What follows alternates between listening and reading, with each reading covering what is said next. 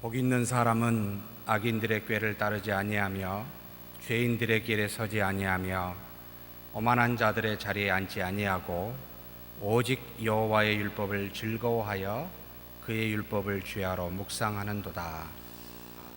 지난 시간에 소요리 문답 89번에 대해서 함께 나눴습니다. 하나님의 말씀이 어떻게 효력이 되어 구원을 얻게 하는가, 말씀을 읽고 설교하고 반성하여 회개함으로 성경 말씀을 믿음으로 라고 이렇게 함께 나눴습니다. 말씀이 역사하는 방법은 읽을 때, 들을 때, 또 전파할 때 성령의 역사가 이루어져 우리에게 구원을 주시는 믿음의 놀라운 일들이 일어납니다. 그렇다면 구원을 주시는 이 말씀의 효력은 어떤 효력들이 우리 안에 있습니까? 믿음을 통해서 구원을 주시기고, 그리고 우리가 말씀을 통해 죄인임을 깨달아 회개케 하시며, 또 이 말씀은 우리 영혼을 소생시키사 지혜롭게 하기도 하고, 그리고 또 경건과 위로 가운데서 굳건히 설 수 있도록 만들며, 그리고 신자에게 각종 구원에 따른 수많은 은사 선물들을 가지고 풍성하게 살 수 있도록 이끄시는 것이 말씀이다 라고 함께 나눴습니다. 근데 제가 중요한 한 가지 이야기를 했죠. 말씀, 성경은 하나님의 말씀입니까? 하나님에 대한 말씀입니까? 라고 이렇게 묻게 되면 우리는 어떻게 답하죠? 하나님의 말씀입니다. 하나님에 대한 말씀이 아닙니다. 그래서 주관적으로 이성과 또는 감성에 근거한 경험을 가지고 성경이 쓰여지거나 우리가 또한 그런 것을 가지고 신앙심 또는 신앙적 경험을 가지고 그것을 기준으로 삼아 하나님의 말씀을 보고 믿음의 생활을 하는 것이 아닙니다. 하나님의 말씀은 하나님이 주시는 직접적인 말씀으로 우리는 그대로 그 말씀을, 그 권세와 권위를 인정하며 그걸 그대로 받아들이는 절대적 권위를 인정하는 하나님의 말씀입니다. 그래서 하나님에 대한 말씀은 상대적이고 우리가 또 주관적일 수 있어서 간증과 같이 우리가 존중하지만 권위 또는 권세, 하나님의 말씀과 같은 것을 부여하지 않습니다 라고 함께 나눴습니다. 오늘은 시편 1편에 여기 나와 있는 1절 2절 말씀 보고 이 소요리 문답 90으로 넘어가도록 하겠습니다. 1절 2절을 가만히 보면 상당히 이성적으로 판단할 때는 비논리적으로 보입니다. 왜 그렇습니까? 복 있는 사람은 이런 사람이고 라고 이야기해서 두 가지를 이야기하는데, 악인들의 꾀를 따르지 아니하며 죄인들의 길을 서지 아니하며 오만한 자들의 자리에 앉지 아니하고, 그러면 이거 반대의 이야기를 해야 되잖아요. 어떻게 해야 됩니까? 선인들의 뜻을 따라 의인들의 길에 서고 겸손한 자들과 함께한 이런 모습으로 이걸 하지 말고 이걸 해야 되니까 라는 어떤 논리적 사고로는 그렇게 되는데, 성경은 그렇게 말씀하고 있지 않습니다. 이거 하지 말아라 라고 해놓고 뭘 하라고 했냐면 2절에 오직 여호와의 율법을 즐거워하여 그의 율법을 주야로 묵상하는도다. 참 왜 이 이야기를 했을까? 의를 따라 겸손한 자와 함께 그 일을 행해라, 뭔가 이렇게 나와야 되는데, 모든 의, 선, 좋은 것은 어디로부터 나옵니까? 우리 자신에게로부터 나옵니까? 우리 자신이 아닌 어떤 곳으로부터 나옵니까? 우리 자질에게서 나오지 않습니다. 하나님에게서 나옵니다. 하나님이 주신 하나님과 같은 권위를 갖고 있는 말씀에서 나오기 때문에 하나님을 믿으십시오. 하나님의 말씀을 주야로 묵상하십시오. 그리해야 하나님의 뜻을 따라 의를, 선을 향할 수가 있기 때문입니다. 이렇게 전제하면서 이 말씀을 하고 있기 때문에 그렇습니다. 그래서 말씀 굉장히, 아니 가장 중요한 우리의 신앙의 표준이요 구원의 반석입니다. 그래서 다른 데서 구원에 이를 만한 여러분 조건이나 어떤 방편 수단이 없습니다. 오직 하나님의 말씀. 그 다음에 한 가지 더 있었죠? 뭐 두 가지 더 말했죠? 하나는 뭐죠? 네? 다 아시는데, 말씀을 다른 말로 표현하면 교회에서 공적으로 행하여지는 성례라고 이야기했고, 그 다음에 우리가 개인적으로 말씀에 따라 순종하며 드러내는 모든 행위, 이걸 뭐라고 이야기할까요? 기도. 그래서 이 세 가지를 통하여 하나님이 우리를 구원케 하십니다. 그런데 이것은 눈에 보이는 외적인 표징들입니다. 눈에 보이지 않는 내적 표징 역사는 무엇일까요? 네? 한 손에는 성경을 잡고 한 손에는 뭘 잡으라고 제가 한 단어만 달라요. 성경을 쓰신 분이 있죠. 감동으로 쓰신 성령, 내적 역사라 부릅니다.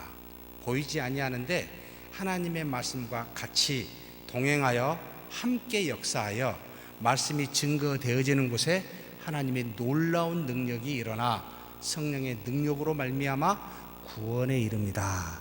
그래서 성령이 가신 데는 뭐가 따라온다? 말씀이 따라오고, 말씀이 전파해진 데는 무슨 역사가 일어난다? 성령의 역사가 일어난다. 같은 이야기입니다.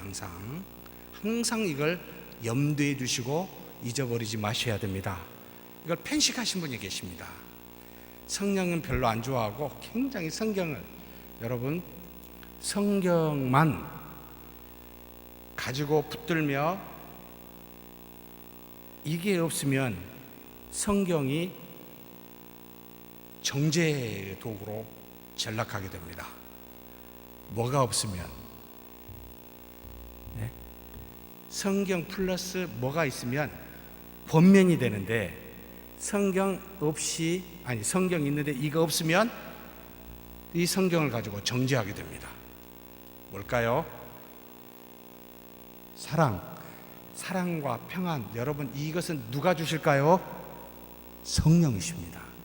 그래서 엄밀하게 말하면 성경과 성령이 함께 가면 권면이 돼요. 능력이 돼요. 그런데 성령이 없이 내 지식과 이성과 판단으로 성경 말씀만 갖다 대면 그 어떻게 됩니까? 죄송합니다. 이쪽으로 손가락이 가서 그 뜻이 아닙니다. 예, 조심해야 돼요. 뭐죠? 정죄, 비판이 되어버립니다. 정말 하나님의 말씀이 이와 같이 한쪽에는 엄청난 능력이 될 수 있지만 굉장히 잘못, 바리새인과 같이 정죄할 수도 있습니다. 그래서 우리는 말씀과 무엇으로 거룩해집니까? 디모데전서 4장 5절이죠. 오직 말씀만이라고 안 해요. 항상 보면 말씀과 기도로 거룩하여지니라. 여러분, 이게 사실은 같이 갑니다.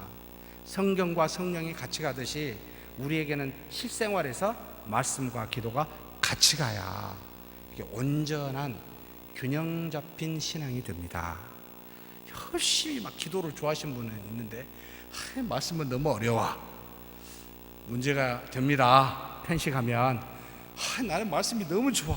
기도는 별로 안 좋아. 그래서 말씀만 열심히. 이것도 문제가 됩니다.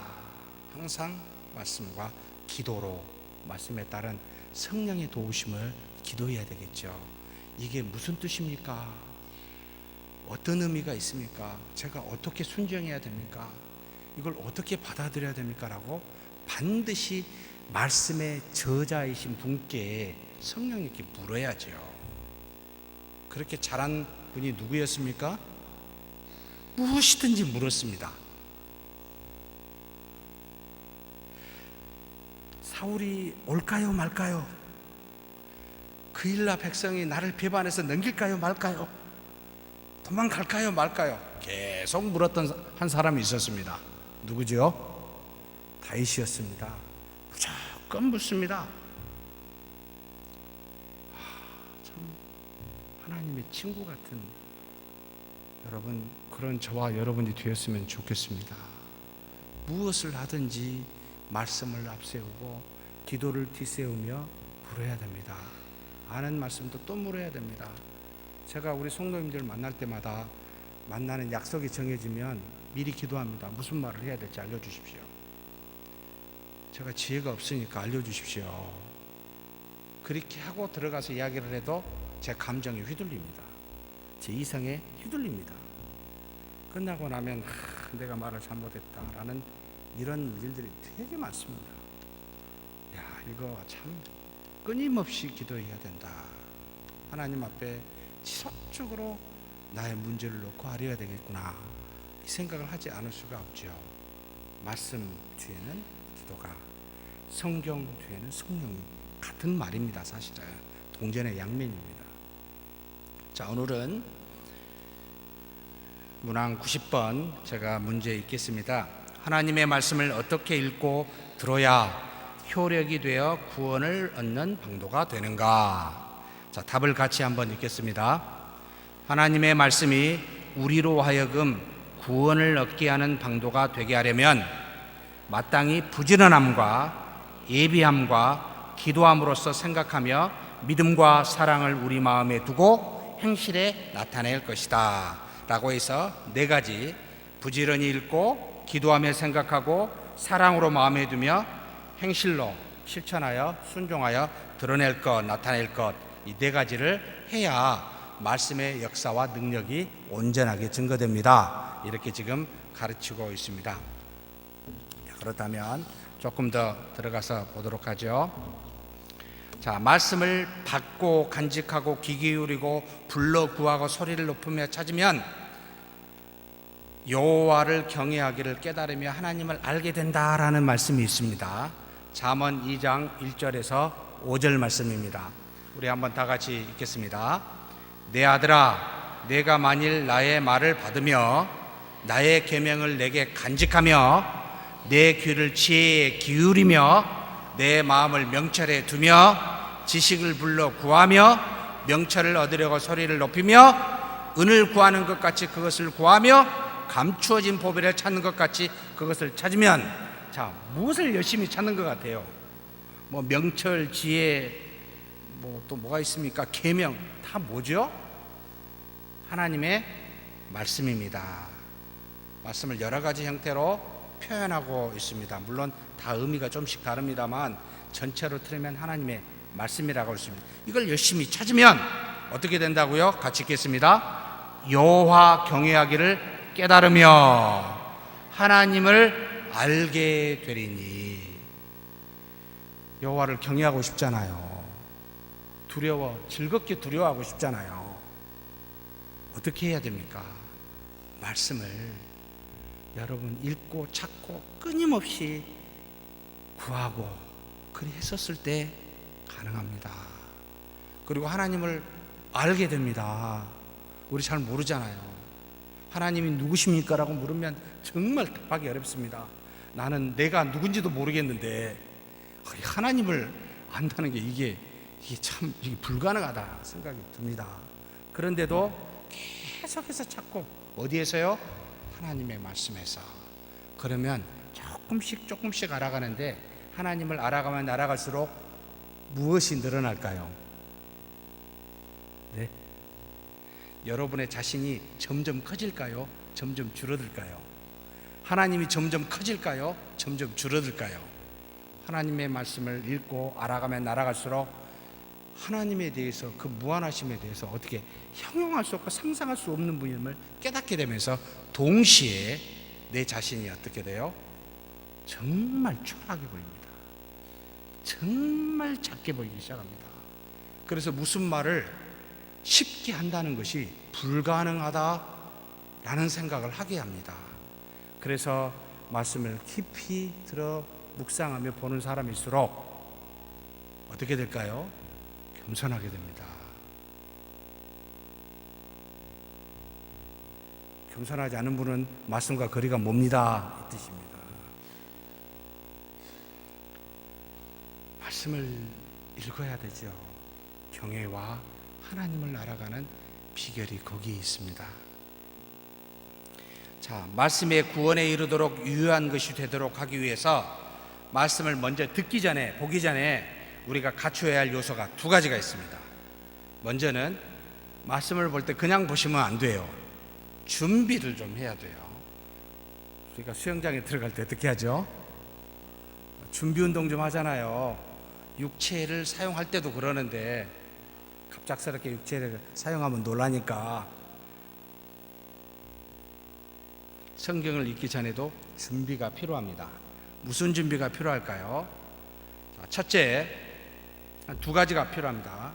사람의 말이 아닌 하나님의 말씀임을 인정하고 가야 됩니다. 내가 보는 이것은 사람의 경험이나 역사나 어떤 이성의 지혜를 말하는 것이 아니라 하나님의 말씀이다 라는 걸 인정하고 들어가야 됩니다. 데살로니가 전서 2장 13절 말씀입니다. 같이 한번 읽겠습니다. 이러므로 우리가 하나님께 끊임없이 감사함은 너희가 우리에게 들은 바 하나님의 말씀을 받을 때에 사람의 말로 받지 아니하고 하나님의 말씀으로 받음이니 진실로 그러하도다. 이 말씀이 또한 너희 믿는 자 가운데서 역사하느니라. 자, 하나님의 말씀을 받을 때에 바울을 통해서 사람의 말로 받지 아니하고 하나님의 말씀으로 받았다. 이것이 1차적으로 말씀을 받는 자의 준비되어야 하는 자세입니다. 사람의 말로 받으면 말씀이 들어오겠습니까? 진지하게 생각하겠습니까? 여러분이 혹시 이 땅에 살면서 가장 높은 사람이 누군지 저도 기억이 잘 안 납니다만 혹시 그런 사람을 만났을 때 여러분 그냥 헛되게 듣고 쉽게 생각하고 넘어갑니까? 인간적으로도 그렇게 안 되잖아요. 그렇잖아요.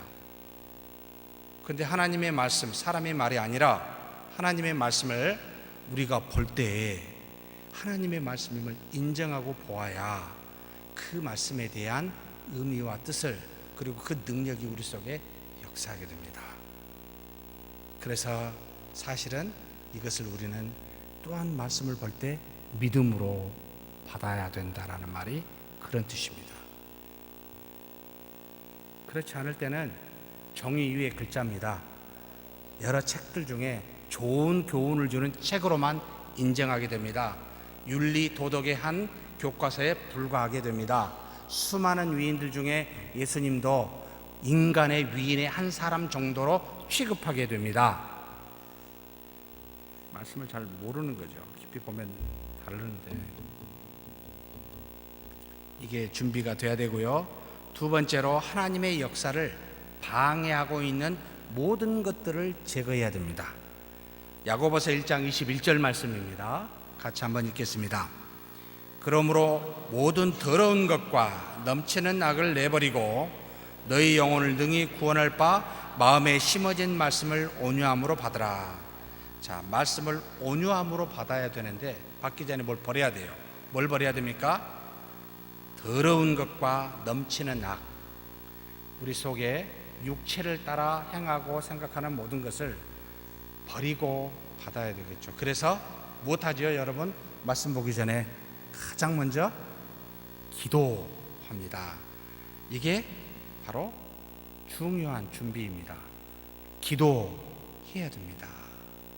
하나님의 말씀을 인정하고 두 번째로 이 말씀이 나에게 온전히 역사하기 위해서 내 더러운 죄를 회개하고 중지해야 되겠다. 잘못했다 인정하고 말씀을 집중하기 위하여 기도합니다. 데살로니가 후서 3장 1절에 나와 있습니다. 끝으로 형제들아 너희는 우리를 위하여 기도하기를 주의 말씀이 너희 가운데서와 같이 퍼져나가 영광스럽게 되고. 하나님의 말씀을 보기 전에 자기의 죄를 회개하는 기도도 필요하고 또 무엇을 위해서도 기도해야 됩니까? 말씀을 혹시 듣는 자라면 전파하는 사역자들에게 도우시도록 오늘 우리 오건사님이 기도하셨죠. 말씀을 온전히 증거할 수 있도록 해달라고, 또 전하는 말씀에 하나님의 능력과 축복, 복을 주시라고 기도해야 됩니다. 그리고 우리가 그것을 들을 때 성령이 역사하사 우리를 변화시켜 달라고 또한 기도해야 됩니다. 그래서 말씀을 읽을 때나 들을 때는 이와 같은 기도를 하고 말씀을 읽고 듣습니다. 그래서 제가 항상 설교하기 전에 기도하는 이유가 그것 때문입니다. 그냥 말에 되지, 인간의 말에 되지 않고 하나님의 말씀이 되도록 하기 위해서입니다. 자, 그렇다면 준비됐어요? 준비됐나요? 제가 이야기를 왜 하는지 모르겠습니다, 지금. 자, 그렇다면 이제 말씀을 부지런히 읽어야 됩니다. 부지런히 읽어야 됩니다. 우리가 읽었던 시편 1편 1절에서 2절에 2절 말씀에 이와 같은 말씀이 있습니다. 2절 말씀만 읽겠습니다. 오직 여호와의 율법을 즐거워하여 그 율법을 어떻게 해요? 주야로 묵상하는도다. 여기 묵상 해가지고 혹시 숫자 1 적혀 있는 성경 가지고 계십니까? 그 1을 따라 밑에를 한번 읽어 보십시오. 여러분 그냥 숫자가 왜 있지 하고 넘어가시지 말고 다 의미가 있어서 붙여놨습니다. 밑에 읽어 보십시오. 혹시 그런 성경 아니십니까?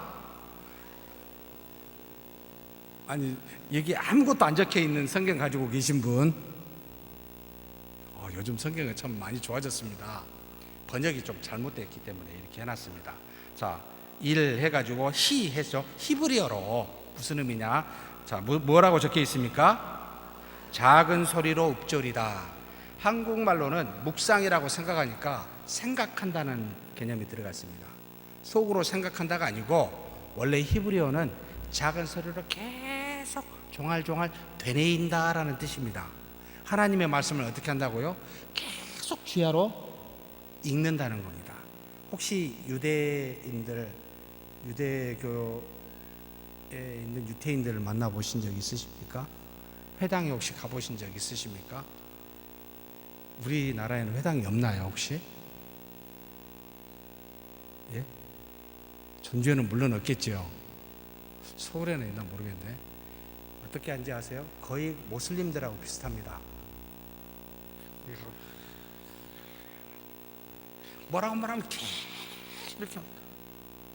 얼마나 열심히 1시간 2시간이고 하면서 보면 이렇게 하는데도 잘 보이나 봐요. 저는 어지러워가지고 안 될 것 같은데 습관이 돼가지고 그런지 집중해서 읊조리며 보고 있는 자세를 가만히 보면 정말 경이롭습니다. 우리는 나는 왜 이렇게 안 하지? 1분만 해도 어지러워가지고 얼마나 성경을 내가 안 보면은 이 정도 갖고 어지러울까 생각이 듭니다만, 여러분 말씀을 주야로 계속 잊어버리기 때문에 끊임없이 반복해서 읽는다. 부지런히 읽어야 됩니다. 이 말씀이 네 안에 하나님의 말씀이기 때문에 어떤 능력으로 여러분 역사할지 모릅니다.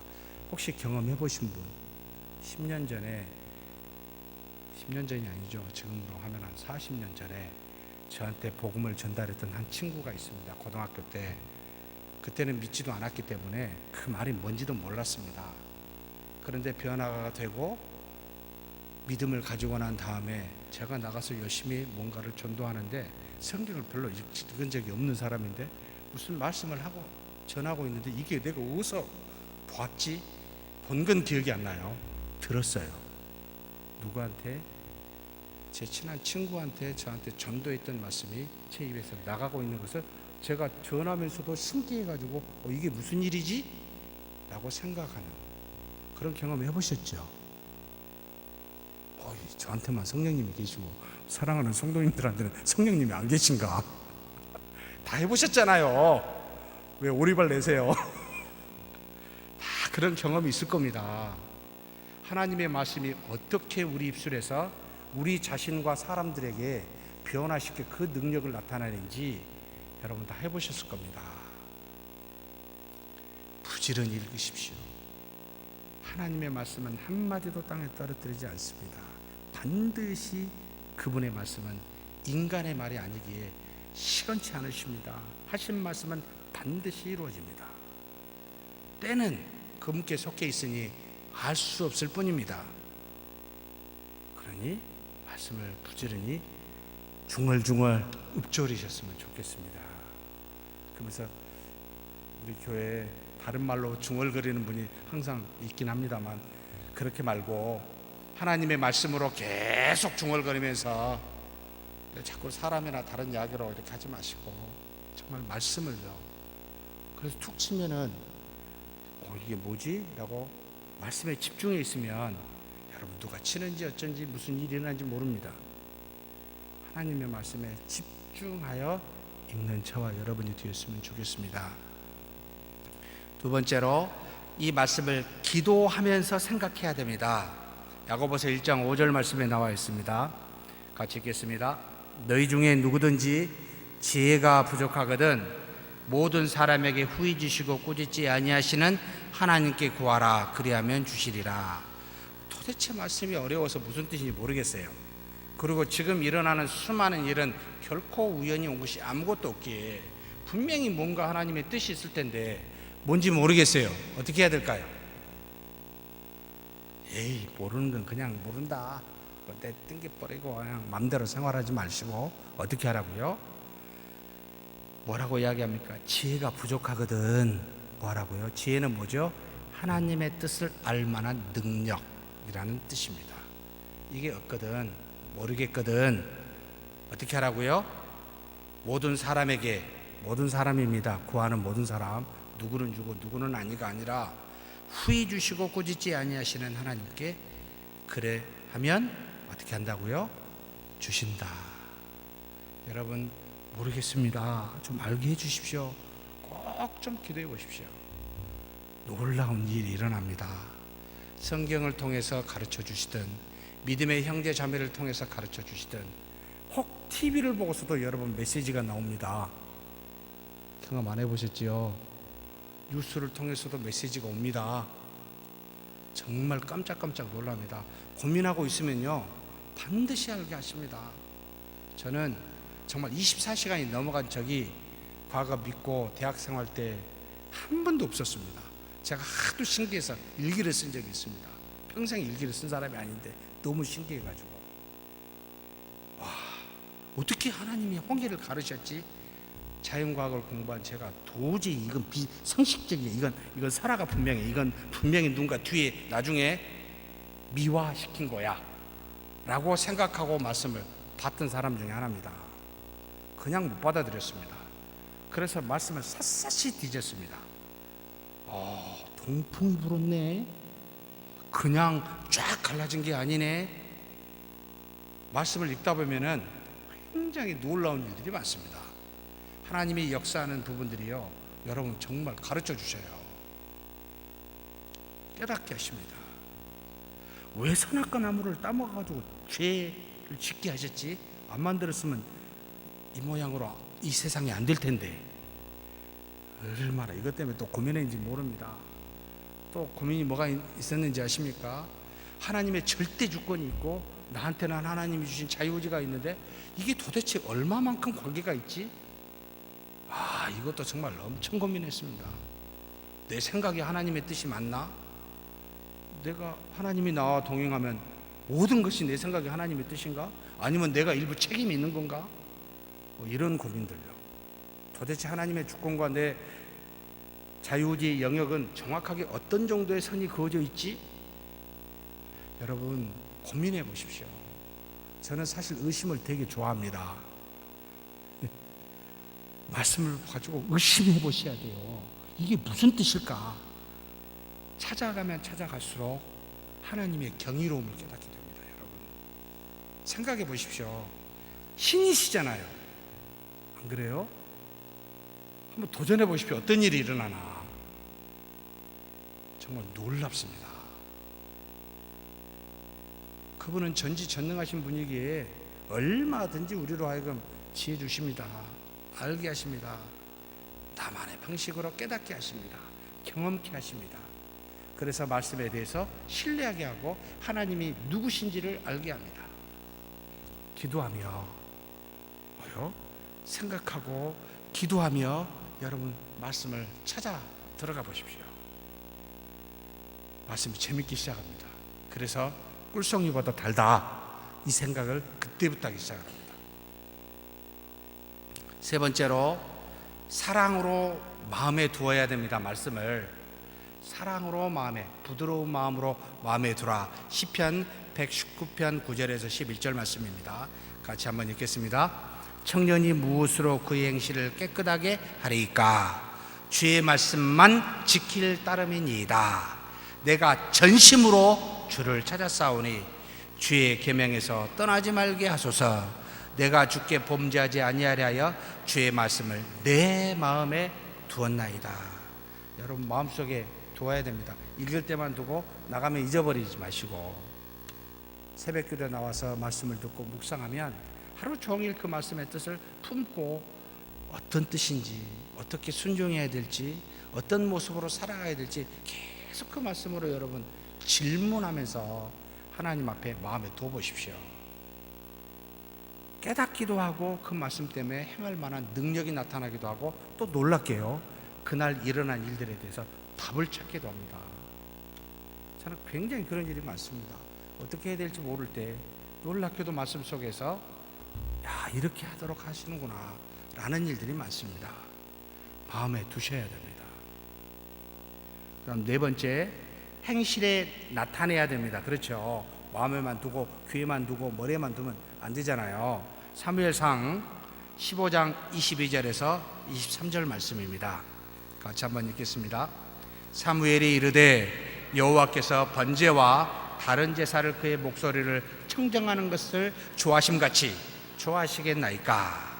순종이 제사보다 낫고 듣는 것이 순양의 기름보다 나으니 이는 거역하는 것은 점치는 죄와 같고 완고한 것은 사신 우상에게 절하는 죄와 같음이라. 왕이 여호와의 말씀을 버렸으므로 여호와께서도 왕을 버려 왕이 되지 못하게 하셨나이다.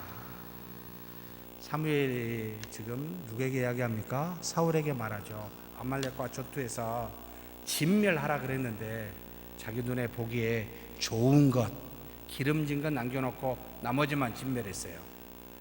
왜 그랬냐고 그랬더니 뭐라고 그랬죠? 백성이 하나님 앞에 제사 드리려고 좋은 거 남겨놨습니다. 그럴듯한 이유입니다. 뭐라고 이야기하십니까? 제사? 내가 제사를 더 원했겠냐? 순종보다? 아니다. 하나님의 말씀에 순종을 원하지 제사가 아니다. 이렇게 이야기하셨습니다. 말씀을 품고 생각하면 순종해야죠. 그러려고 우리가 말씀을 읽는 게 아니겠습니까? 그 다음에 야고보서 1장 22절 25절도 그와 같은 말씀을 하셨습니다. 같이 읽겠습니다. 너희는 말씀을 행하는 자가 되고 듣기만 하여 자신을 속이는 자가 되지 말라. 누구든지 말씀을 듣고 행하지 아니하면 그는 거울로 자기의 생긴 얼굴을 보는 사람과 같아서 제 자신을 보고 가서 그 모습이 어떠해 있는지를 아는데 곧 잊어버려요. 잊어버리거니와 자유롭게 하는 온전한 율법을 들여다보고 있는 자는 듣고 잊어버리는 자가 아니요 실천하는 자니 이 사람은 그 행하는 일에 복을 받으리라. 여러분 말씀을 주일마다 참 얼마나 지금까지 많이 들으셨습니까? 근데 우리의 몸은 얼마나 그 말씀을 순종했습니까? 저를 포함해서 참 신앙생활 오래 하신 분들은 좀 반성해야 하셔야 됩니다. 너무 말씀에 순종함이 없습니다. 기본적인 것도 지키지 못하는 우리, 주의를 지키라 했으면 지켜야 되는 것 아닙니까? 우리는 여러 가지 이유가 있습니다. 인간적인 이유, 형편의 이유. 우리가 하나님의 자녀, 신자 맞습니까? 라고 물을 때 예, 보여주세요. 순종으로요. 말로는 그냥 압니다. 누가 봐도 바리새인지 다 알았습니다. 왜 그렇습니까? 좋은 옷을 입고 다녔기 때문입니다. 시장에서 항상 서서 기도했습니다. 무슨 잔치 있으면 항상 상석에 앉습니다. 너무 잘 보여요. 잘 알아요. 보이는 것은 행함은요, 교회가 오래되고 신앙생활이 오래된 사람에게 생기는 문제입니다. 이 문제는 하나님의 말씀을 이지하는 초신자들은 참 여기에서 자유롭습니다. 오히려 그분들이 어쩌면 정직하다 할 수 있습니다. 믿음의 적은 분량만큼 하니까. 근데 우리는 그런 핑계를 들 수가 없습니다. 하나님이 주신 믿음이 이 정도 왔으면 보여야 되지 않겠습니까? 직분이 우리를 구원하지 않습니다. 정말 드려지는 행함으로 하나님이 우리를 보시고 계십니다. 아니, 우리 몸과 마음을 감찰하시는 하나님을 속일 수 있습니까? 저나 여러분은 서로 속고 속이기도 합니다. 괜찮습니다. 그 정도야. 우리도 자신도 못하니까 정지할 만한 위치에 있지 않습니다. 그러나 하나님을 속일 수는 없지 않습니까? 말씀이 이리 하라 했으면 해야죠. 다른 것 말고 정말 저는 주일 이 예배만큼은 정확하게 드리는 저와 여러분이 되었으면 좋겠습니다. 종일 드렸으면 좋겠습니다. 오전 오후 할 것 없이 빠지지 말고 이 문제를 언제 자유로울 수 있을까? 여기 계신 분들은 수요예배까지 나오신 분들이라 꼭 드려야 될 분들은 안 나오시고 안 드려야 될 분들은 다 계셔요. 이것도 놀라운 은혜인 것 같아요. 참 하나님이 주실 만한 분들한테만 은혜를 주신 것 같다 생각이 듭니다. 말씀은 네 가지 있습니다. 부지런히 읽어야 됩니다. 기도하며 생각해야 됩니다. 사랑으로 마음에 두어야 됩니다.